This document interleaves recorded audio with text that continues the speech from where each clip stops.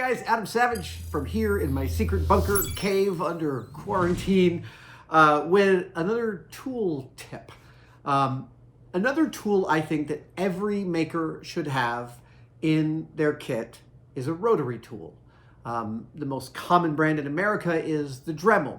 There's an expensive long cable-driven version called a Fordham. And both of these are excellent tools, and I've used them for decades to great effect. But I recently came across a new rotary tool, and I'm really digging it, and I thought you should know about it. It's called Proxxon. This is a non-American maker. It is a very lightweight rotary tool, which I dig. It runs on a 12-volt system, which means you need to actually purchase a power supply with it. Apparently, you can hook up 12 volts directly to it and it will work, but you won't get the speed control here. And the fact is, the speed control is really nice. I really like the sensitivity of this. I used one of these at Weta Workshop when I was down there a few weeks ago, and I took note of it and took pictures of it because I really liked its feel. They clearly had a lot of respect for the tool. Instead of the standard 1/8" collet that a Dremel comes with, this has a little locking chuck, which actually, to my fingers, feels like a nicely manufactured bit of kit. And it's got 3 jaws that go down to what looks like a 0. So you could run the tiniest drill bits you have in this. And frankly, the lightness of the cord and the thinness of the body and the sensitivity that you get with this makes it all a tool that I am really glad I have added to my tool roster.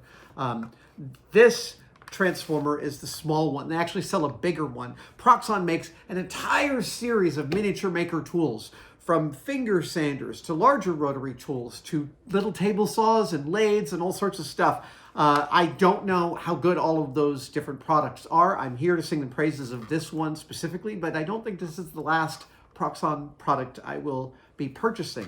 This transformer comes with a handy little carriage there, although I think I may actually have this thing live on my workbench on a little thing, and I'll build a little shelf underneath for this transformer because I use rotary tools that often. It's time to make it part of the actual bench.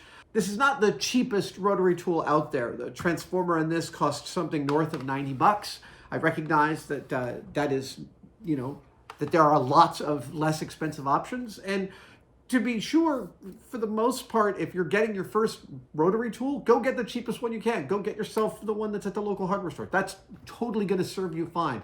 After decades of using these, there are certain things I want out of these under different circumstances. There are times I want the raw, crazy speed of a Dremel.